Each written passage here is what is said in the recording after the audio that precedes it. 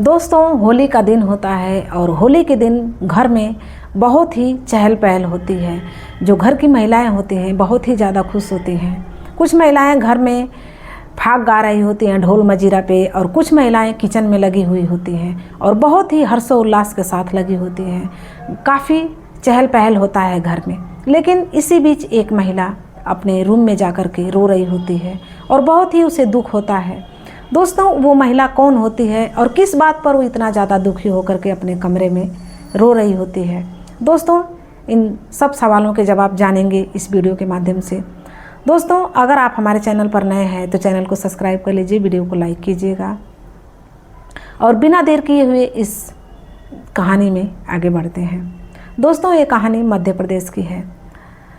मध्य प्रदेश में एक परिवार होता है और परिवार में जो भी महिलाएं होती हैं वो कुछ महिलाएं फाग गा रही होती हैं, जैसा कि मैंने आप लोगों को पहले बताया, और कुछ महिलाएं किचन में लगी हुई होती हैं। जो भी खाना पीना होता है बनाने के लिए किचन में गुजिया बन रही होती है, कचौड़ी बन रही होती है, रंग बिरंग के चिप्स वगैरह होते हैं और बहुत ही अच्छा लगता है सब लोगों को। बहुत ही खुशी खुशी जो घर का माहौल होता है काफ़ी अच्छा होता है, खुशनुमा होता है। और जो एक महिला होती है जिसका नाम कोमल होता है, कोमल की उम्र लगभग 22 से 23 साल होती है और उसकी शादी को 1 साल ही हुए होते हैं। उसका जो होली होता है वो ससुराल में पहला होली होता है। वो अपने ससुराल में होती है लेकिन वो रो रही होती है अपने पति की याद में, क्योंकि उसका पति जो होता है वो फौजी होता है जिसका नाम साहिल होता है। साहिल अपनी ड्यूटी पर होता है और कोमल उसे याद करके रो रही होती है। उसे बिल्कुल भी अच्छा नहीं लगता है अपने पति के बिना होली में। वो रो ही रही होती है कि उसी टाइम साहिल का फ़ोन आता है। जब फ़ोन आता है तो फ़ोन को रिसीव करती है और रोते हुए उससे बात करती है और कहती है कि मुझे आपके बिना बिल्कुल भी अच्छा नहीं लग रहा है। सारे लोग होली एंजॉय कर रहे हैं बहुत ही अच्छे से, लेकिन मुझे बिल्कुल भी अच्छा नहीं लग रहा है। तभी साहिल समझ जाता है कि कोमल काफ़ी ज़्यादा दुखी है मेरे बिना। वो कहता है कि कोमल, क्या हुआ? मैं नहीं हूँ तो सब लोग तो हैं, होली खेलो, एंजॉय करो। तभी वो कहती है कि नहीं, मुझे बिल्कुल भी ठीक नहीं लग रहा है आपके बिना। साहिल कहता है कि देखो कोमल, मैं तुमको बता रहा हूँ कि पहले देश सेवा है, मेरा कर्तव्य पहले देश की सेवा है। इसके बाद जो भी घर परिवार है उन लोगों को देखना है, लेकिन पहले तो मुझे देश को ही देखना है। तभी वो नाराज़ हो जाती है और कहती है कि मैं कितने नंबर पे हूँ। तभी वो हंसने लगता है और कहता है कि तुम तो मेरी ज़िंदगी हो और तुम मेरी जहान हो, जो कुछ भी है तुम मेरा हो। और इसके बाद वो हंसने लगता है, कहता है कि देखो कोमल, मैं तुमको बता रहा हूँ कि अगली होली तुम्हारे बिना नहीं होगी और मैं बहुत ही ज़्यादा प्रयास करूँगा कि अगली होली मैं तुम्हारे साथ बिताऊँ। मैं प्रयास नहीं, हर संभव कोशिश करके तुम्हारे पास ज़रूर आ जाऊँगा, लेकिन तुम्हें हंसना पड़ेगा। और जब ऐसे वो बोलता है तभी वो हंसती नहीं है। तभी वो कहता है मजाक करते हुए कि कोमल, क्या मैं तुम्हारे पास आ जाऊँ और अभी आकर के रंग लगा दूँ तो तुम्हें कैसा लगेगा? वो हंसने लगती है और कहती है कि कोई बात बनाना सीखे तो आपसे सीखे। तभी साहिल कहता है कि ठीक है, मेरी ड्यूटी का टाइम हो गया है, मैं जा रहा हूँ, अपना ध्यान रखना। तभी वो कहती है कि एक बात आपसे करनी थी। वो कहता है कि क्या? वो कोमल कहती है कि देखिए, मुझे यहाँ पर बिल्कुल भी अच्छा नहीं लग रहा है। मैं अपने मायके जाना चाहती हूँ, अपने मम्मी पापा के पास, और मैं चली भी आऊँगी जल्दी। वो कहता है कि ठीक है, कोई बात नहीं, तुम्हारा मन नहीं लग रहा है तो छोटे भाई को ले लेना और चली जाना। लेकिन आज का दिन बहुत ही ज़्यादा लोग होली खेलते हैं, पी खा करके चलते हैं, तो थोड़ा सा ध्यान से जाना, बस मैं यही कहूँगा, और अपना ध्यान रखना। इतना कहने के बाद साहिल फ़ोन काट देता है और कोमल अब फिर से नए एनर्जी के साथ कामों में लग जाती है। किचन में आती है, किचन में भी हाथ बटाती है और इसके बाद रंग वगैरह खेलती है। और जैसे ही शाम का टाइम होता है अपने देवर से कहती है कि मुझे मायके जाना है, आप लेकर के चलिए। तभी वो कहता है कि हाँ, मुझे भी भैया फ़ोन किए थे और आपको लेकर के आपके मायके जाना है, तो ठीक है, आप तैयार हो जाइए, मैं आपको लेकर के चलूँगा। जो कोमल का देवर होता है उस कोमल को लेकर के उसके मायके जाता है। जब वहाँ पर जाता है तो कोमल रास्ते में ही सोच रही होती है कि मैं किसी को नहीं बताऊंगी, ना ही मम्मी पापा को, ना ही भैया भाभी को, और मैं सरप्राइज़ वहाँ पर पहुँच जाऊँगी। और जैसे ही पहुँचती है, अपना पैर अंदर रखती है, तभी जो मम्मी पापा होते हैं उसके और भैया भाभी उसे देख करके बहुत ही ज़्यादा हैरान हो जाते हैं और कहते हैं कि कोमल तुम, और वो भी आज, हम तो सोचे भी नहीं थे। तभी वो कहती है कि मैं आप लोगों को सरप्राइज़ देना चाहती थी। मैंने साहिल से पूछा था कि मुझे यहाँ पे अच्छा नहीं लग रहा है, मैं सोच रही हूँ कि मैं मम्मी पापा के पास चले जाऊँ और फिर मैं चले आऊँगी। तभी उन्होंने कहा कि कोई बात नहीं, तुम चले जाना। उसकी जो भाभी होती है कोमल की, बहुत ही ज़्यादा स्वागत करती है, उसकी आवभगत करती है, और उसके बाद जो कोमल होती है कुछ खाती पीती है और कहती है कि माँ, मैं निधि के घर जा रही हूँ, मम्मी उससे मिले कुछ ज़्यादा ही टाइम हो गए हैं, मैं उसके घर जा रही हूँ, उससे मिल करके आ रही हूँ। तभी उसकी माँ हिदायत देती है और कहती है कि देखो बेटा, जाना तो सही लेकिन थोड़ा ध्यान से जाना, क्योंकि आज लोग कितना खा पी करके रंग लगा रहे हैं और रास्ते में बहुत ही ज़्यादा हुड़दंग कर रहे हैं, ध्यान से जाना। वो कहती है कि ठीक है, अपना तो गांव है, क्या डरना है। वो जाती है और जैसे ही अपने जो उसकी सहेली निधि होती है उसके घर तक पहुंचती है, जब घर का जो मेन गेट होता है, मेन गेट पर पहुंचती है तो मेन गेट का जो दरवाज़ा होता है वो खुला होता है, क्योंकि गांव का माहौल होता है, गांव में तो ऐसे ही कुछ नहीं होता है, गांव का जो उसका गेट होता है वो खुला होता है। जब वहां पर पहुंचती है तो तुरंत ही अंदर जाती है और निधि एक दो बार आवाज़ भी देती है, लेकिन अंदर साउंड बज रहा होता है, म्यूजिक बज रही होती है, इसकी वजह से किसी को सुनाई नहीं देता है। और वो सोचती है कि कोई बात नहीं, फ़ोन तो नहीं करूँगी, इसी तरह उसके जब सामने जाऊँगी तो उसे सरप्राइज होगा और मुझे भी अच्छा लगेगा और निधि को भी अच्छा लगेगा। वो इसी बात को सोचकर अंदर जा रही होती है कि तभी एक कमरे में जो म्यूजिक बजती है उसकी आवाज़ आती है। जब उस कमरे का दरवाज़ा बंद नहीं होता है, लॉक नहीं होता है, उसे धीरे से ढकेलती है तो अंदर 4-5 लड़के होते हैं। उसमें एक निधि का भाई दीपांशु होता है। जब जो कोमल को देखता है दीपांशु, वो तुरंत उसका हाथ पकड़ के अंदर खींच लेता है और खींचने के बाद उसे सोफे पर पटक देता है। तभी कोमल को अब अनहोनी होने में देर नहीं लगती है और उसे बहुत ही ज़्यादा डर लगने लगता है। अब वो सोच लेती है कि मेरी इज्जत आज बचने वाली नहीं है, क्योंकि वहाँ पे 4-5 लड़के होते हैं, वो भी जवान होते हैं। और तभी कोमल को वहीं पर टेबल पर एक जग में पानी भरा होता है, उस पर उसकी नज़र जाती है, जो उसके पास में ही होता है, सोफे के पास। जब उस पर उसकी नज़र जाती है तो तुरंत उस जग को उठाती है और उन लोगों के मुंह पर फेंक देती है। लेकिन उसके बाद भी जो दीपांशु होता है वो और भी ज़्यादा गुस्सा हो जाता है और कहता है कि स्कूल के टाइम तो तुम बच गई, लेकिन अब कोई तुम्हें बचा करके दिखाए मेरे से तो मैं मानूं। यहाँ पर कोई नहीं है, तुम जितना मर्जी चिल्ला लो, कोई सुनने वाला नहीं है।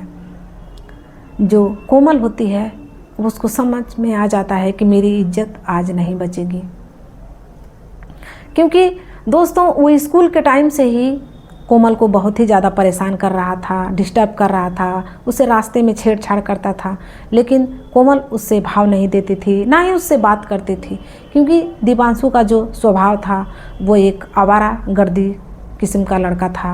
वो 4-5 लड़कों के साथ में हमेशा चला करता था और आवारा गर्दी करना उसका काम होता था। इसी के चलते वो सहेली का भाई होने के बाद भी वो उससे बात नहीं करना चाहती थी, क्योंकि ऐसे बेवड़ों से कौन बात करे, वो ऐसा सोचती थी। जब आज ऐसी बात आ गई तो वो कहता है कि आज तो मेरे से तुम्हें कोई नहीं बचा सकता। तभी निधि को एकाएक ध्यान आता है कि मेरे पर्स में मिर्च का पाउडर पड़ा है। वो तुरंत ही उसमें हाथ डालती है और एकाएक उन लोगों के ऊपर मुंह पे मार देती है उसी मिर्च के पाउडर से। इसके बाद जब उन लोग के आँख में मिर्च का पाउडर पड़ जाता है तो चिल्लाने लगते हैं और अपने आँखों को पकड़ करके चिल्लाने लगते हैं। तभी जो कोमल होती है उन लोगों के चंगुल से भाग जाती है, दरवाज़ा तुरंत खोल करके बाहर आती है तो जो वहाँ का मेन गेट होता है, मेन गेट को भी पार करके वो दौड़ी रोड पर चली जाती है।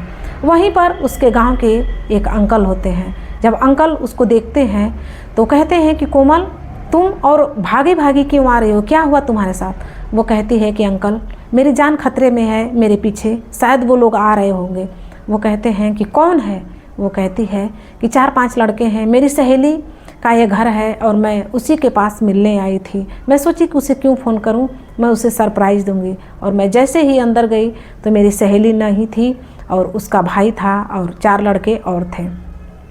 उन लोगों ने मेरी इज्जत लूटनी चाहिए और मुझसे ज़ोर ज़बरदस्ती कर रहे थे। और इसके बाद मैंने उन लोगों के आँखों पर मिर्च का पाउडर डाल दिया और वो लोग चिल्ला रहे हैं और मैं भाग करके चली आई। शायद वो लोग मेरे पीछे आ रहे हैं।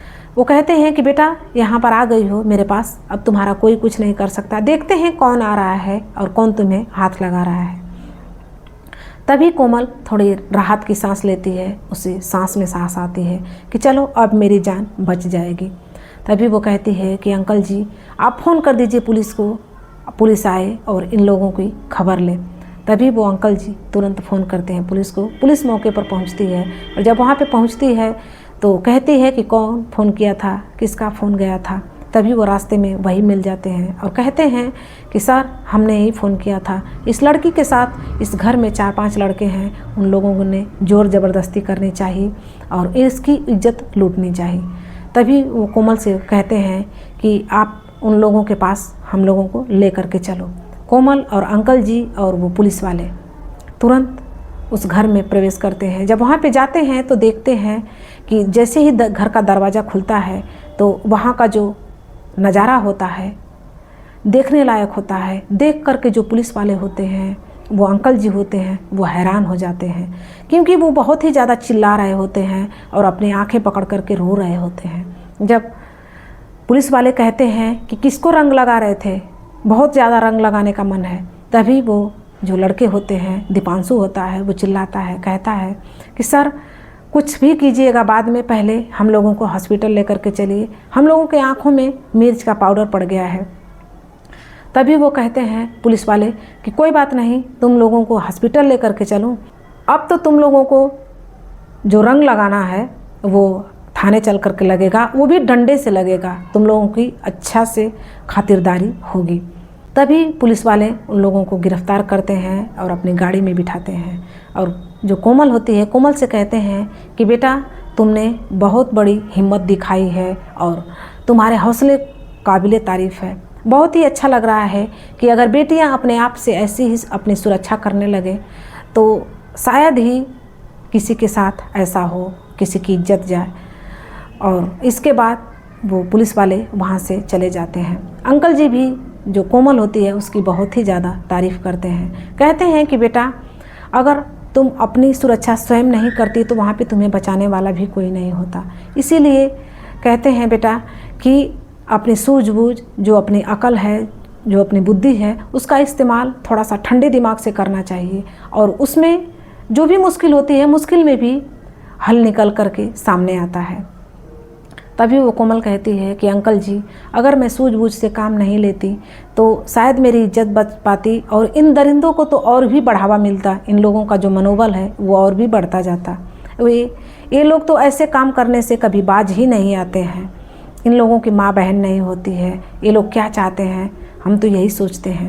तभी जब ऐसे बात करती है और वो रोने भी लगती है कोमल, अंकल जी कहते हैं कि बेटा रो मत, तुमने अपनी सुरक्षा कर ली, इतना ही काफ़ी है।